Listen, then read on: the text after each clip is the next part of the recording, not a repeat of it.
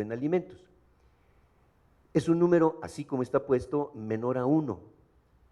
Es muy interesante cuando se maneja el inverso, porque entonces nos da información muy particular, el inverso del índice o coeficiente de Engels. En cuanto al ingreso corriente, encontré estas tablas donde 2006, 2008, 2010, en pesos de 2008, por allá abajo está la nota, son los deciles. A mí me parece que los deciles no hemos terminado de explotarlos, porque ahí hay mucha información. Es la base del análisis de pobreza, de desigualdad, pero todavía podemos meternos mucho más. Entonces, está ahí el ingreso corriente total mensual por cada decil, donde el promedio nacional, en todos esos casos que recuerde, está en el decil octavo, ¿no? Cada decil tiene su promedio, pero el promedio nacional lo ubicamos en general en el octavo decil.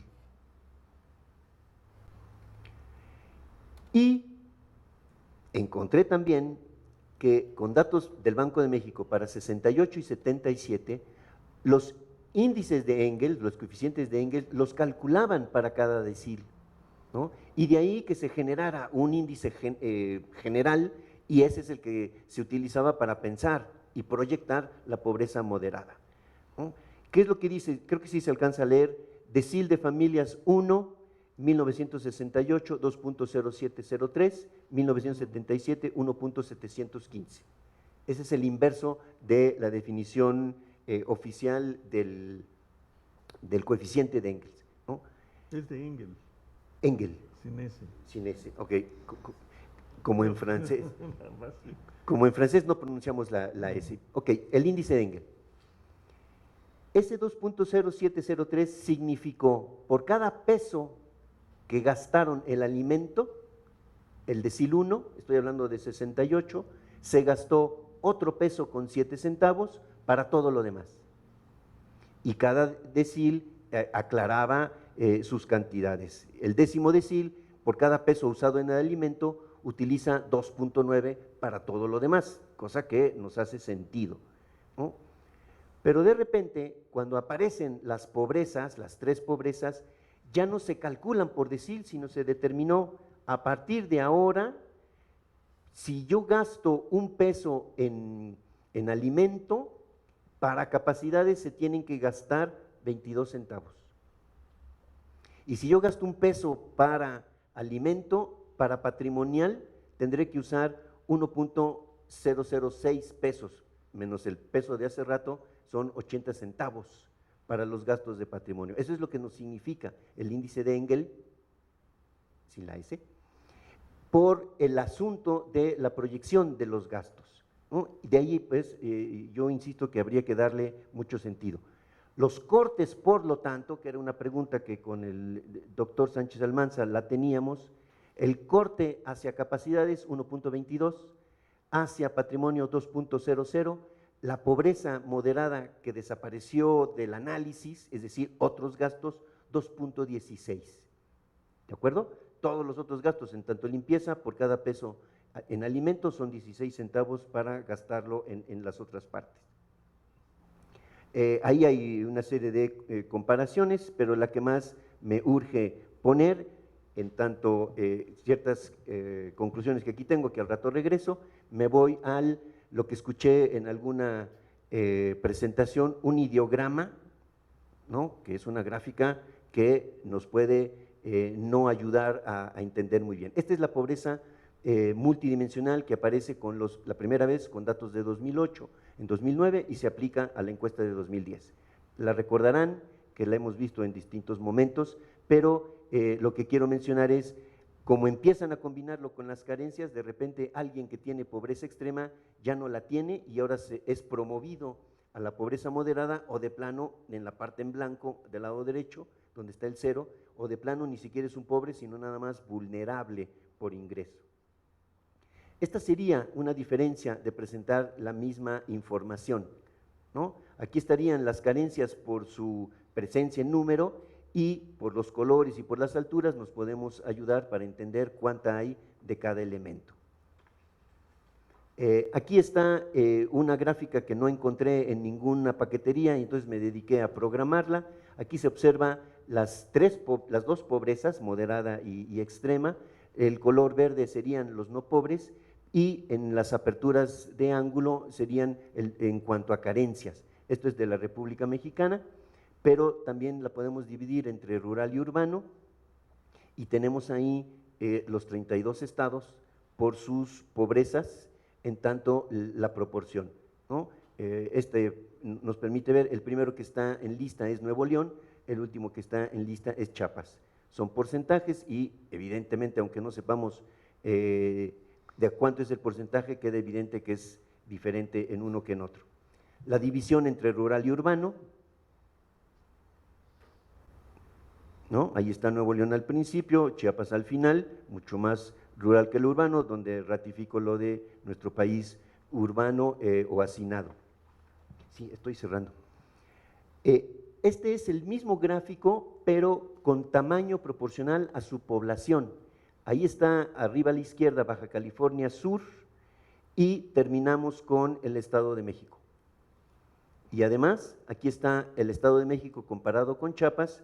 El efecto que hago es, hay muchos más pobres en el Estado de México que habitantes en Chiapas, aunque la proporción sea 48%, 80%, pero en términos numéricos ahí está la gráfica para indicar lo que yo decía. Lo mismo sucede Veracruz con Guerrero.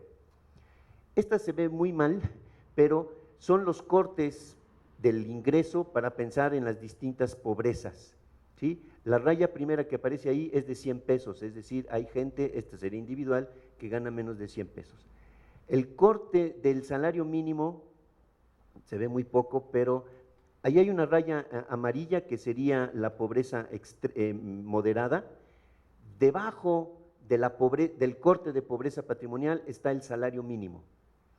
Si el salario mínimo es de 1,600 pesos, el corte de patrimonial aparece en 1,800, 1,900. Concretamente, el salario mínimo es un salario de pobreza. ¿Por qué? Porque por definición está por debajo del corte patrimonial, entonces de entrada no les va a alcanzar para su gasto patrimonial. A lo mejor para el otro sí, pero no para el patrimonial, ¿no? Están aquí las diferentes cantidades que se generan por esas pobrezas extremas y moderadas. Hablar de 100,000 personas no es cualquier cosa y serían estos de no pobres, pero con 6 carencias, y ahí hablarían de 100,000 personas. Y tampoco me va a dejar ver las distintas partes. Aquí está. Esto sería el mismo esquema, pero llevado con puntos. No sé si se percibe, serían los 32 estados. El primero es Nuevo León, con todos los datos en puntos negros. El último es Chiapas, con más puntos en blanco. Entre negro y blanco estaríamos hablando de la diferencia entre rural y urbano, y bueno, pues se puede posicionar, y por el número o densidad de puntos podemos pensar en la cantidad de personas que están involucradas. Es decir, el ideograma que aparece por allá, con este digitograma podríamos entender mucho más. Hay un corte, no, pues no apareció, no me permitió el RAM, pero aquí estaría cada uno de los estados en individual, pero me regreso a donde sí aparece. Allá abajo, en la línea más inferior, estaría el cero ingresos. Entonces hay datos que se habla de una no pobreza cuando su ingreso es de 0 pesos. Ya no apareció ninguna de las, no, por el RAM no me dejó revisarlo, pero este digitograma permitiría hacer el análisis de eso que mencionaría yo. Bueno, pues hay una desigualdad y ahí podremos revisar entre lo urbano y lo rural y los distintos niveles del ingreso, donde queda también graficado que no nada más números, sino a qué altura hay cada uno de ellos. Yo le dejaría aquí, esperando haber cumplido mis 5 minutos. Sergio, muchas gracias. Bueno, vamos a escuchar ahora el comentario de Israel Vanegas.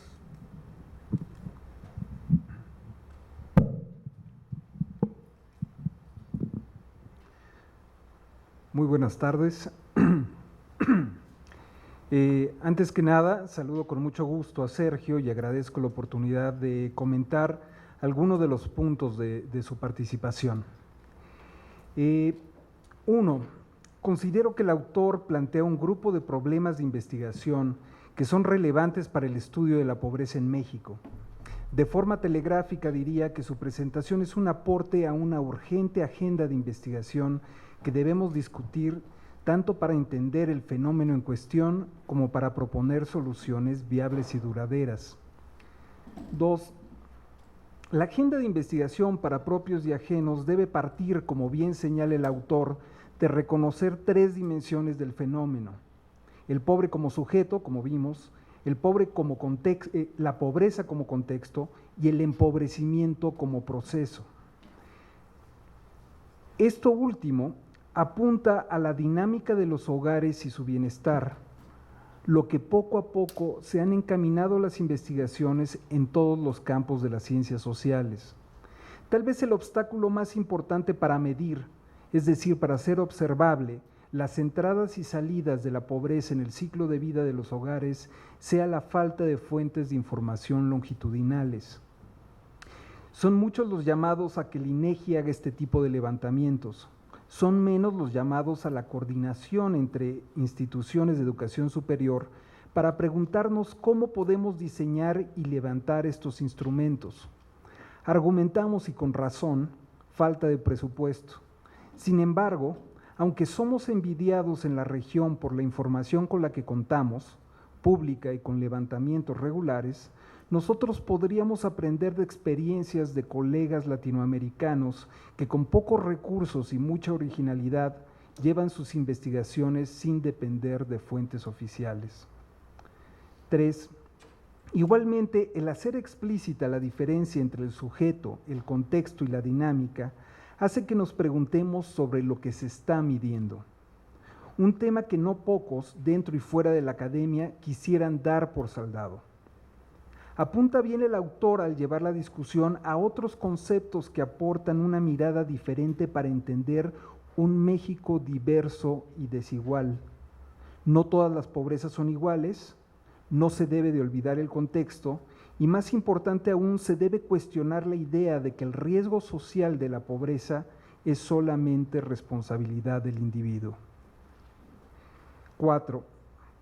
En la presentación se hizo explícita la tensión entre un primer momento de medición por ingresos, esto viene del trabajo del Comité Técnico para la Medición de la Pobreza, y un segundo momento de medición multidimensional de la pobreza.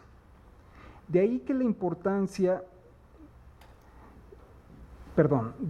la importancia que, más allá de cómo se nombre de manera oficial el indicador, tenemos que tener claro qué es lo que se está midiendo. Un ejemplo, las 3 líneas de pobreza que se mencionaron, alimentaria, capacidades, patrimonio, adolecen de limitaciones técnicas y tienen un elemento arbitrario en su concepción. Usan una canasta alimentaria anticuada, deben fijar el coeficiente de Engel al 2000 para hacer comparables los datos y, más importante aún, refieren a una decisión unilateral de la Sedesol en su construcción. El Comité Técnico para la Medición de la Pobreza en su momento propuso de manera preliminar 3 líneas de pobreza donde se hacía patente la importancia de no ponerles nombre. La que conocemos con el eufemismo de patrimonial no es más que la línea 2 propuesta por el comité. La línea de capacidades fue explícitamente creada por la Sedesol, no por el grupo de académicos del comité, con la intención de poder vil y llanamente medir los componentes del progreso oportunidades. Y atrás de esto viene el marco analítico que tiene atrás del programa, donde el ingreso de un individuo depende del capital humano que tiene. Lo más sorprendente aún es que la línea 3 del comité Sedesol la desapareció. Esta línea, y es importante recordarlo, citando la justificación del comité, además de que incorpora lo que tiene la línea, esta línea, además incorpora los demás gastos de la vida cotidiana de un país medio en el siglo XXI, tales como limpieza y mantenimiento de la vivienda, aseo personal, entretenimiento, cultura, etc.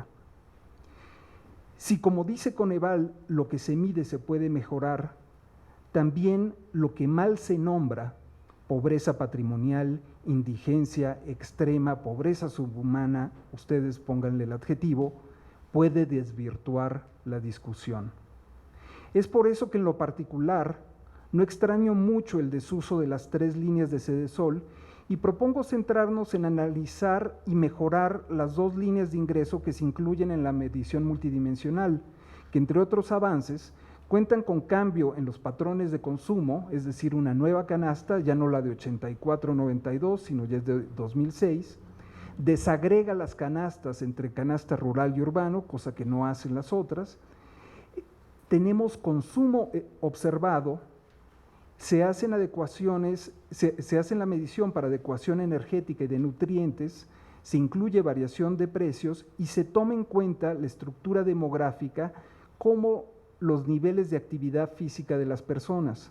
Todo esto lo que implica es utilizar un método combinado para evaluar los insumos de la canasta no alimentaria. Es decir, no se toma solamente lo que sería el coeficiente de Orchansky, que es el inverso del coeficiente de Engel, sino que se toma un método compuesto para poder medir en un grupo de referencia cuál va a ser los gastos de la canasta no alimentaria. 5. Quisiera relacionar lo anterior con un elemento que nos propone el doctor de la Vega y que tiene que ver con la justificación tanto de nombres como de criterios con que comúnmente se muestra de manera gráfica la medición multidimensional de la pobreza. Arduas han sido las discusiones en ámbitos académicos y no académicos sobre cómo representar de manera gráfica esta medición. La propuesta que nos hace el doctor de la Vega incorpora muchas de estas inquietudes que varios hemos tenido al leer el gráfico original de Coneval.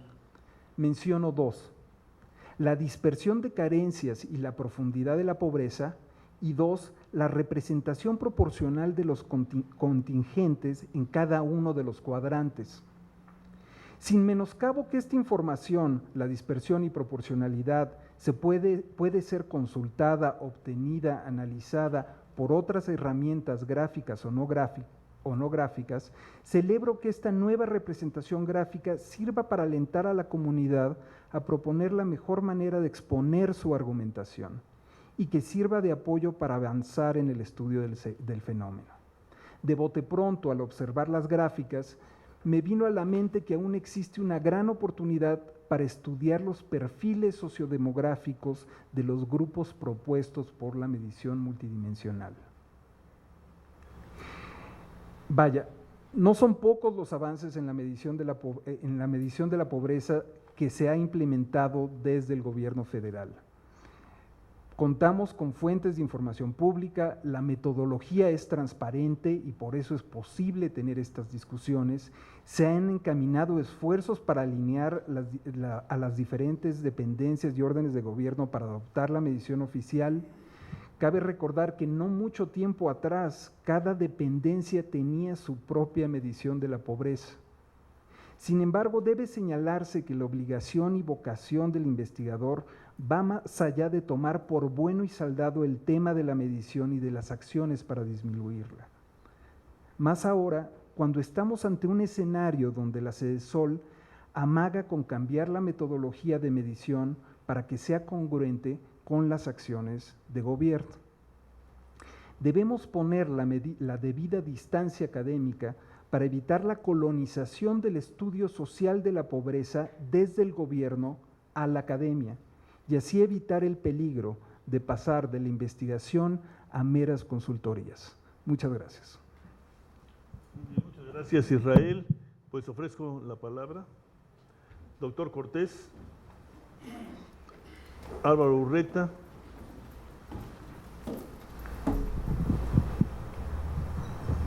Gracias a Checo por su presentación.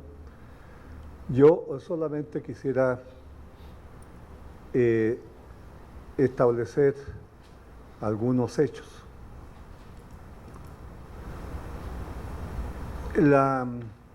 El programa Progresa se pone en acción efectivamente en 97, cuando aún no había una medición de la pobreza.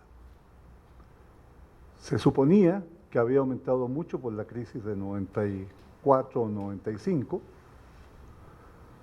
pero había sí diferentes estimaciones, una variedad más o menos grande, y la primera medición oficial de la pobreza la hace el Comité Técnico para la Medición de la Pobreza, convocado por la CEDESOL, en el año 2002, con datos del año 2000.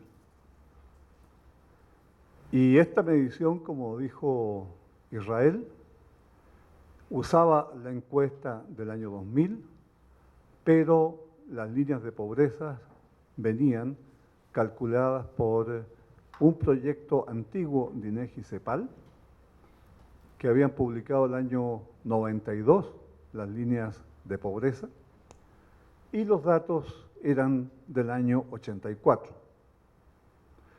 Entonces, no se trata, la pobreza por ingreso no es del Coneval.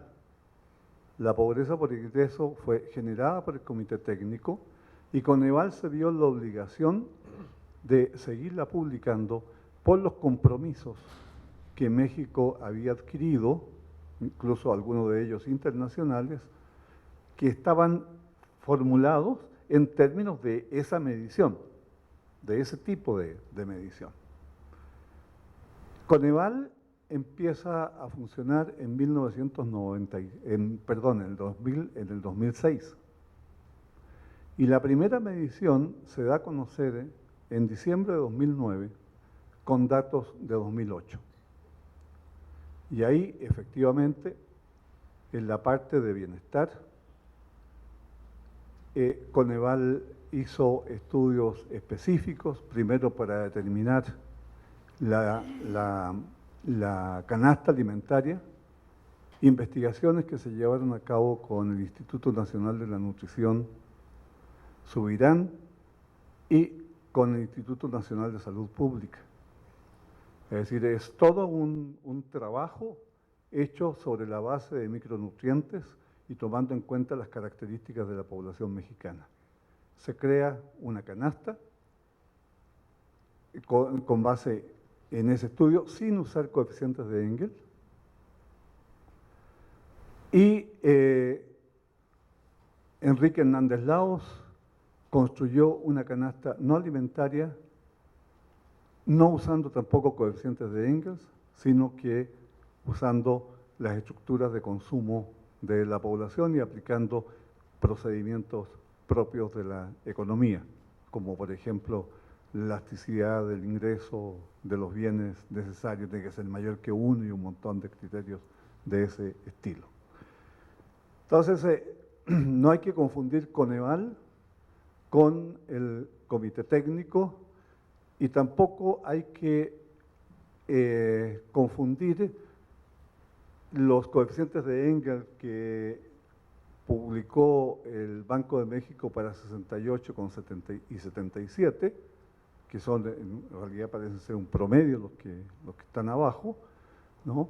Sino que se hizo un análisis de un grupo de referencia para calcular allí ese coeficiente. Entonces, y se hizo específicamente.